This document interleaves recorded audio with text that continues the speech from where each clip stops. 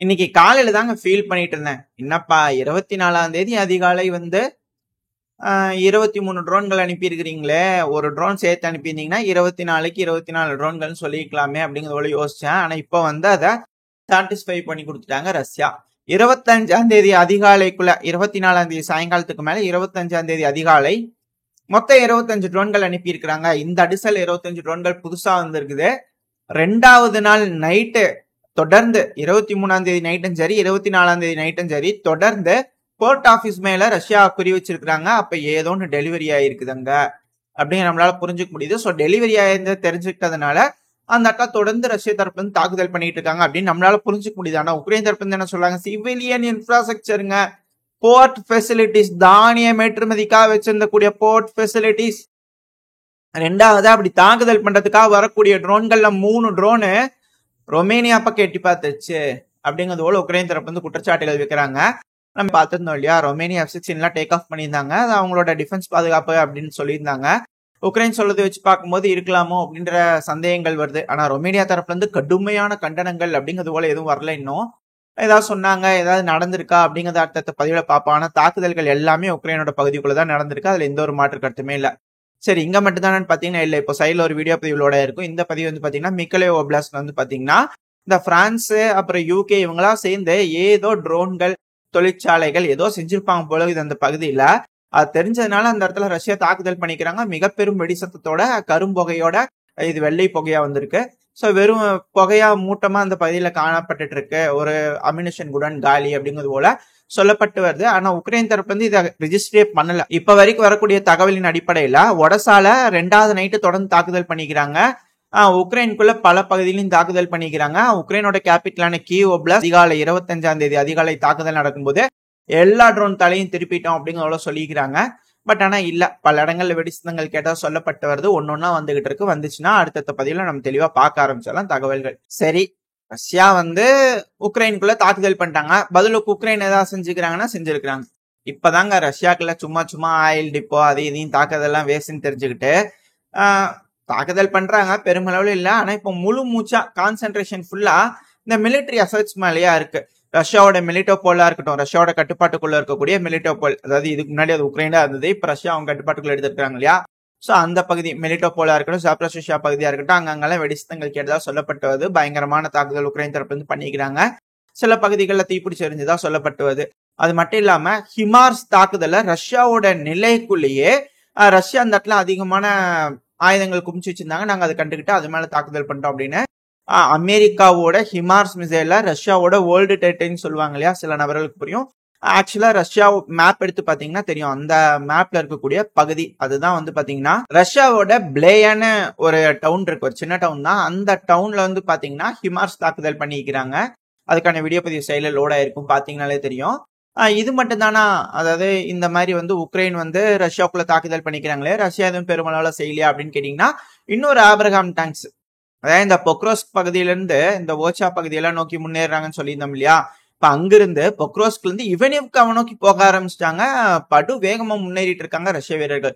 So அப்படி முன்னேறி போயிட்டு இருக்கும்போது அந்த இடத்துல ஒரு ஆப்ரஹாம் டேங்க மறைச்சு பதுக்கி வச்சிருந்துக்கிறாங்க. அப்படியே ஒளிச்சு வச்சிடலாமான்னு பாத்துக்கிறாங்க, வரும்போது அடிக்கலான்ட்டு.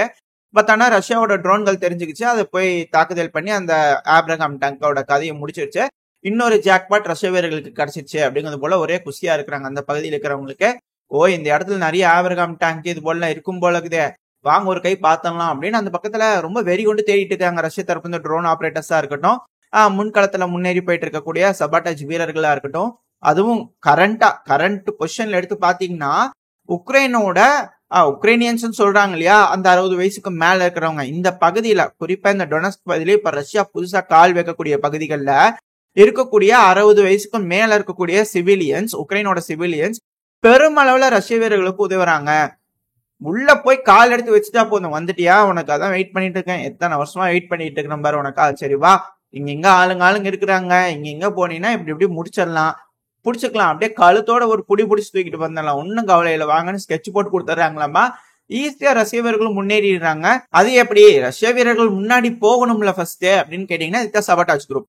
இந்த சபட்டாஜ் குரூப் என்ன பண்றாங்கன்னா, அதாவது ஒரு 6-7 மாசம் இருக்கும்னு நினைக்கிறேன், இந்த ஒடைனி பகுதி இருக்கு இல்லையா, இந்த உக்லிடார் ஒடைனி, இதுக்கு நடுவுல வந்து பாத்தீங்கன்னா மரவரிசைகள், போன மாசம்லாம் வந்து பாத்தீங்கன்னா இதெல்லாம் கிரே ஜோனா தான் இருந்தது, உக்ரைனோட கட்டுப்பாட்டுக்குள்ள இருந்தது. ஆனா இப்பெல்லாம் ரஷ்யா வீரர்கள் அது முன்னேறி வந்துட்டாங்க. அங்க இருக்கக்கூடிய ஒரு ரஷ்ய வீரர் அந்த இடத்துல வந்து பாத்தீங்கன்னா இப்போ ஒரு வீடியோ பதிவு சைட்ல லோட் ஆயிருக்கும். அந்த வீடியோ பதிவுல ஒரு ரஷ்ய வீரர் வந்து பாத்தீங்கன்னா மோட்டார் சைக்கிள் எடுத்துட்டு அப்படியே டொர்ன்னு ஓட்டிட்டு போய் இருந்துக்கிறாரு. அந்த இடத்துல ஃபுல்லா கண்ணி வெடிகளா இருந்திருக்கு. மேப் தெரியாது அந்த இருக்க ரஷ்ய வீரருக்கு, அவர் வேற ஏதோ அட்டாக் பண்ணதுக்காக போயிருக்காரு. அட்டாக் பண்ணதுனால நிலத்தடம் மாதிரி வேறு பக்கமா மாறி போயிட்டாங்க அப்படிங்கிற சொல்லப்பட்டு வருது. பட் என்ன எதுங்க தெரியல. மேபி அவர் சபட்டாஜ் அண்ட் ரிகனிஷன் குரூப் சேர்ந்தவரா இருக்கலாம். அவர் வந்து அந்த 8 நாட்கள் அப்படின்றது போல ஒரு கதையை சொல்லிட்டு இருந்தாரு. அதுபடி வந்து பாத்தீங்கன்னா அதை வந்து ரஷ்யாவோட ட்ரோன்கள் வந்து பாத்துக்கிட்டு இருக்கு. மேபி இவர் சபட்டாஜ் அண்ட் ரிகனிஷன் குரூப்போட ஒரு பிரிவா கூட இருக்கலாம். இவர் என்ன பண்ணிக்கிறாருன்னா அங்க போகும்போது அந்த மோட்டார் சைக்கிள் மேல ஒரு தாக்குதல் நடக்குது. அவர் அங்க கீழே விழுகுறாங்க. அவர் கூட வந்து அந்த ஒரு நபருக்கு அடிபட்டுருச்சு அப்படிங்கிற சொல்லப்பட்டு வருது. இவருக்குமே காலில் அடிபட்டு இருக்குது. அவர் போய் அங்க நிக்கக்கூடிய அடுத்த 8 நாட்களுக்கு உக்ரைனியன்ஸ் அங்க யாருமே இல்ல, ரஷ்யன்ஸ் யாருமே அங்க இல்ல. 2 பேர்த்தோட கான்டாக்ட் லைனும் ரொம்ப தூரம். ஆனா ரஷ்யா பொறுத்த வரைக்கும் என்ன நினைச்சிட்டு இருக்காங்கன்னா அந்த இடத்துல எல்லாம் உக்ரைனியன்ஸ் இருக்காங்க அப்படிங்கிற போல நினைச்சிட்டு இருந்தாங்க. கண்ணி வெடிகள்லாம் அதிகமா இருக்கு, இது எப்படி போறது அப்படிங்கிறது போல யோசிச்சுட்டு இருக்காங்க, பிளான் போட்டிருக்காங்க. இவர் திடுதிப்புன்னு வண்டி எடுத்துட்டு அவர் பாட்டுக்கு போயிட்டாரு, ஒரு கண்ணி வெடியில கூட சிக்கல. சோ அந்த இடத்துல போய் நின்று அங்க இருக்கக்கூடிய தண்ணி எல்லாம் வச்சு குடிச்சிட்டு எப்படி உயிர் வாழ்ந்தா அது போல ஒரு மிகப்பெரிய கதையை சொல்லியிருந்தாரு. பட் நம்மளுக்கு வேணுங்கிற சாராம்சம் என்னன்னா 8 நாட்கள் அங்க சக்சஸ்ஃபுல்லா சர்வே ஆயிட்டு அங்க இடத்துல நின்று உக்ரைனியன்ஸ் அதுக்கு முன்னாடி என்ன பண்ணிட்டு இருக்காங்க அப்படிங்கிற தகவல்களை சேமிச்சு பின்னாடி இருக்கக்கூடிய ரஷ்யர்களுக்கு கொடுத்துட்டே இருந்துக்கிறாரு. சோ அதனால ரஷ்யர்கள் எல்லாத்தையும் தெரிஞ்சுக்கிட்டு மிக பெரும் தாக்குதல் பண்ணி அந்த பகுதியில முன்னேறி வந்து இப்ப இந்த அளவுக்கு முன்னேறிட்டாங்க. அப்புறம் அந்த பகுதியில திருப்பி மீட்டு எடுத்துட்டாங்க. அந்த ஒரு வீரர் காயமடைஞ்சிருப்பார் இல்லையா, அவரையும் போய் மீட்டு ஹாஸ்பிட்டலுக்கு அனுப்பிச்சிட்டாங்க. ஸோ அந்த டைம்ல தான் அவர் வந்து அந்த 8 நாட்கள் அப்படின்னு ஒரு மிகப்பெரிய கதையை வந்து எழுதியிருந்தாரு. ஸோ இதெல்லாம் வச்சு பார்க்கும்போது இது போல ரிகனிஷன் டீம் இருக்கிறாங்க இல்லையா, ரொம்ப உத்வேகத்தோட செயல்படுறாங்க. ஒரு 2 வீரர்கள் இல்லைன்னா 3-4 வீரர்கள் என்ன பண்றாங்கன்னா ரொம்ப டீப்பா போயிடுறாங்க. பெனிட்ரேட் ஆகி ரொம்ப டீப்பா உள்ள போய் மறைஞ்சிருந்து உள்ள போயிட்டு அங்க இருக்கக்கூடிய உக்ரைனியன்ஸ் சொல்றாங்க இல்லையா, அங்க இருக்கக்கூடிய சிவிலியன்ஸோட கான்டாக்ட் எஸ்டாப்ளிஷ் பண்றாங்க. ஸோ அங்க இருக்கக்கூடிய சிவிலியன்ஸா கான்டாக்ட் எஸ்டாப்ளிஷ் பண்ணி இங்க என்ன நடக்குது ஏது நடக்குதுன்ற பல விஷயங்கள் தெரிஞ்சுக்கிட்டதுக்கு அப்புறமா பின்னாடி இருக்கக்கூடிய ரஷ்யா ட்ரூப்ஸுக்கு வந்து சொல்லி கொடுத்துறாங்க, இது போல பண்ணலாம், இப்படி போகலாம், இதுதான் ஸ்கெட்ச், வாங்க ஒரே அமுக்கிடலாம் அப்படிங்கிறது போல முதல்ல அவங்க ஒரு செட்டை வச்சுக்கிட்டு கொஞ்சம் கொஞ்சமா ட்ரூப்ஸை உள்ள இன்க்ளூட் பண்ணி ரெடி பண்ணி வச்சுட்டு ஒரு டீம் ரெடி ஆனதுக்கு அப்புறமா ஒரு மேசிவ் அட்டாக் நடக்கும் தெரியுங்களா, ரஷ்யாவோட மேசிவ் அட்டாக். அந்த டைம்ல இங்க இருக்கக்கூடிய சபாட்டாஜ் குரூப் திடீர்னு ஒரு திடீர் தாக்குதல் பண்றதுனால அங்க இருக்கக்கூடிய உக்ரைனியன்ஸ்ல சுத்தி வளைக்கிறதுனால பெருமளவுல வீழ்ச்சி அடைஞ்சிடறாங்க. அதனால உக்ரைனியன்ஸ் எல்லாம் பின்வாங்கி போயிட்டு இருக்காங்க அப்படிங்கிறது போல சொல்லப்பட்டு வருது. இதெல்லாம் ஒன்ஸ் முடிஞ்சுனாதான் தெரியும், இது போர்க்களம் இல்லையா, என்ன எதுங்க தெரியாது. சோ லோக்கல் சோர்சஸ் வந்து பாத்தீங்கன்னா அங்க இருக்கக்கூடிய லோக்கல்ஸ் ரஷ்யர்களுக்கு பெருமளவுல உதவுறாங்க அப்படிங்கறதுல மாற்று கருத்தே இல்ல. சரி ஓகே, ஒரு சைடு ரஷ்ய வீரர்கள் பெருமளவுல முயற்சி பண்ணி முன்னேறாங்க, சபாட்டாஜ் குரூப் கிளியரா வேலை செய்யறாங்க, உள்ள இருக்கக்கூடிய சிவிலியன்ஸ் வேலை செய்யறாங்க, அட்டாக்ஸ் எல்லாம் நல்லா நடந்துட்டு இருக்கு. இந்த பகுதி பெரும்பாலும் இந்த ஆச்ரட்ரேனியா பகுதி, இந்த டொனஸ்க் பகுதி தான் பாக்குறோம். சரி, மத்த இடத்துலயும் தாக்குதல் பண்ணலான்னு கேட்டீங்கன்னா பண்ணிருக்காங்க. ரஷ்ய தரப்பு வந்து இந்த ஸ்தரிட்சா பகுதி இருக்கு இல்லையா, இந்த கர்கேவ்ல வந்து பாத்தீங்கன்னா ஸ்தரிட்சான்னு ஒரு பகுதி இருக்கு. அதுல சிலது ரஷ்யாவோட கட்டுப்பாட்டுக்குள்ள இருக்கு, சிலது வந்து உக்ரைன் இப்ப திரும்பவும் ஒரு அஃபென்சிவ் ஆபரேஷன் அங்க மேற்கொண்டு வந்துட்டு இருக்காங்க அப்படிங்கிறது போல சொல்லப்பட்டு வருது. இப்ப அந்த பகுதியில வந்து பாத்தீங்கன்னா உக்ரைனியன்ஸ் ஒரு ஃபாரஸ்ட்டை பயன்படுத்தி முன்னேறலாம் அப்படிங்கிறதுக்காக அதிகமான ட்ரூப்ஸ் ஆயுதங்கள் வச்சிருப்பாங்க போல தெரியுது. இந்தா வச்சுக்கோ ஒரு 3000 அப்படிங்கிறது போல அந்த இடத்துல ஒரு குண்டு தூக்கி வீசிக்கிறாங்க. ஒரு மிகப்பெரிய வெடிசத்தம் கேட்டிருக்கு, ஒரு மிகப்பெரிய பிளாஸ்ட் அப்படிங்கிறது போல தெரியுது. செகண்டரி டிட்டோனேஷன்லாம் அந்த இடத்துல நடந்திருக்கு. ஸோ அமினேஷன் டிப்போ தெரிஞ்சுக்கிட்டு அது மேல தாக்குதல் பண்ணிக்கிறாங்க அப்படிங்கிறத புரிஞ்சுக்க முடியுது. இந்த பகுதி மட்டுமான்னு கேட்டீங்கன்னா இல்ல, அப்படியே கொஞ்சம் சைட்ல வந்தீங்கன்னா ஒச்சான்ஸ்க் பகுதி, இந்த ஒச்சான்ஸ்க்லயும் 1500 ஃபேப் இருக்கு இல்லையா, அதெல்லாம் 2-3 அங்கங்க தூவி விட்டு போயிருக்கிறாங்க மலைச்சார்கள் மாதிரி. அதுக்கான வீடியோ பதிவுகள் வந்துட்டு இருக்கு. ஸோ என்டையர் ஃப்ரண்ட் லைன்லயும் இந்த ஃபேப் டாமினன்ஸ்ங்கிறது பல இடங்கள்ல இருக்கும். கர்கிவ் பகுதியில இருக்க கெர்சன் பகுதியில தாக்குதல் பண்ணிக்கிறாங்க, தொடர்ந்து நடக்குது. இது ஒரு நாள் விட்டு ஒரு நாள்லாம் இல்ல, தினத்துக்கும் ஒரு 10-15 வீடியோவாது இந்த ஃபேப் குண்டுகளை பயன்படுத்தின வீடியோ தினமும் ரஷ்ய தரப்பு வந்து வெளியே வந்துகிட்டு இருக்கு. ஸோ இதை வச்சு பார்க்கும்போது அவங்க கிட்ட அதிகமான ஆயுதங்கள்லாம் இருக்கு அப்படிங்கிற நம்மளால புரிஞ்சுக்க முடியுது. ஆனா உக்ரைன் தரப்புல இருந்து என்ன சொல்லிக்கிறாங்கன்னா, அதாவது உக்ரைனோட நேஷனல் கார்டு கமாண்டர் இவர் தரப்புல இருந்து என்ன ஸ்டேட்மெண்ட் வந்திருக்குதுன்னா, ரஷ்யா கிட்ட இப்ப இருக்கிறல்ல எல்லாம் என்னங்க ஒரு மாசத்துக்கு தான், அதுக்கப்புறம் எக்ஸாஸ்ட் ஆயிருவாங்க, அப்புறம் என்ன அமைதியா இருப்பாங்க, டிஃபென்ஸ் மோடுக்கு மாறிடுவாங்க அப்படிங்கிறது போல இவர் தரப்புல ஸ்டேட்மெண்ட் வருது. ஆனா இப்போ ஒரு வீடியோ பதிவு சைலோட இருக்கும், பாத்தீங்கன்னாலே உங்களுக்கு தெரியும். அடுத்த பேட்ச் ரஷ்யாவோட அடுத்த டேங்க் பேட்ச் வந்து பாத்தீங்கன்னா பெல்கிராடை நோக்கி வந்துகிட்டு இருக்கு. ஸோ இதெல்லாம் வச்சு பார்க்கும்போது ஹிமார்ஸ் மிசைல் அட்டாக் பண்ணாங்க இல்லையா, மேபி லொகேஷன் ஏதாவது தெரிஞ்சுக்கிட்டு கூட பண்ணிருக்கலாம். ஆனா இந்த அளவுக்கு சேதங்கள்லாம் நடந்திருக்காது.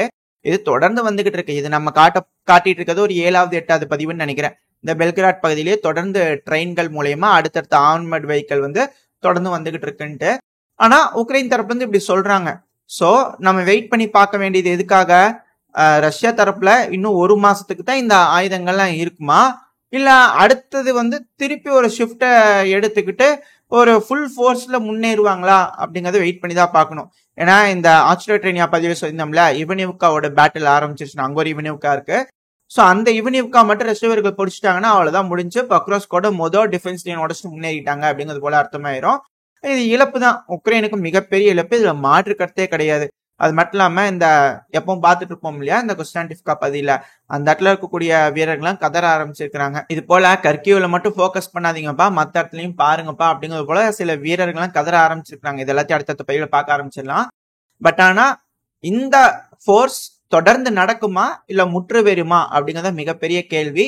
டிமிட்ரி குலேபா அவர்கள் வேற சைனாக்கு போயிருக்கிறாரு, பீஸ் நெகோசியேஷனுக்கு ரெடி அப்படிங்கறதோட சொல்லிக்கிறாரு. ஆனா அதுக்கான வேலைகள் மாதிரி தெரியலீங்களே அப்படிங்கறது போல இருக்கு. பொறுத்து தான் பார்க்கணும். பீஸுக்கான பேச்சுவார்த்தை நடக்க போதா இல்ல அடுத்த கட்ட ஸ்டெப் எடுத்து வைக்கிறாங்களா, இந்த ஃபுல் ஃபோர்ஸா ஃப்ரண்ட் லைன் அட்டாக் நடக்கிறதுக்கான அடுத்த கட்ட நடவடிக்கை நடக்க போதா அப்படிங்கிறது தெரியல. சோ வெயிட் பண்ணி பார்த்துருவோம் என்ன நடக்க போகுது இந்த ரஷ்யா உக்ரைன் பிரச்சனையில அப்படிங்கிறது போல. இதோட இந்த பதிவு நம்ம முடிச்சுக்கலாம். இந்த பதிவு எப்படி இருந்துச்சு, உங்களுக்கு பிடிச்சிருக்கா? பிடிச்சுனா லைக் பண்ணிட்டு உங்க ஃப்ரெண்ட்ஸ் அண்ட் ஃபேமிலியோட ஷேர் பண்ணிக்கோங்க. அது கூடவே மறக்காம இந்த பதிவை பத்தின உங்களோட கருத்துக்களை கமெண்ட் செக்ஷன்ல சொல்லுங்க. இந்த பதிவு நல்லா இருக்கும்ன்ற நம்பிக்கையில் அடுத்த பதிவில் உங்களை சந்திக்கிறேன். அது வரைக்கும் ஸ்டே சேஃப். Bye bye.